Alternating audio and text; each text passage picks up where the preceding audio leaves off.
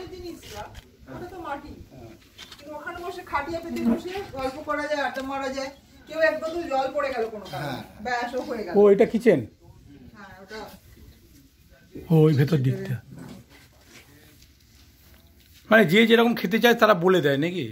আমাদের একটা রুটিন আছেই যে সকালে আমরা তো লুচি আলু ওটা আপনাদের কমন মিষ্টি দিচ্ছি, তার সঙ্গে আমাদের যেহেতু আমরা অর্গানিক করি ঢেঁকি ছাড়া চালের ভাত অপশন রেখেছি, যে মার ভাত, মাছ ভাজা, আলু ভাজা বা ডিম, দেশি মুরগি বা হাঁসের ডিম ভাজা।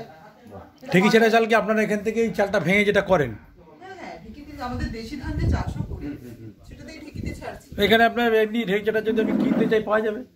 হ্যাঁ, ধরো আমি ধরে কিনে দেবো, 2 কিলো হয়তো কিনে নিই, আমার সুগারে আমার এই চালটাই দরকার।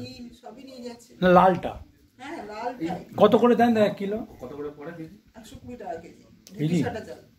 তবে আমরা তো দেশি চালই করি, আমরা তো হাইল্ডিং করিও না কোনোভাবে। এইটাই ফ্লিপকার্টে 500 টাকা নিয়ে নিই। ডেলিভারি দিই, তো বেহালা বলুন বা গড়িয়া বলুন, হোম ডেলিভারিতে কন্টিনিউ দিচ্ছি। নামটা বলুন না।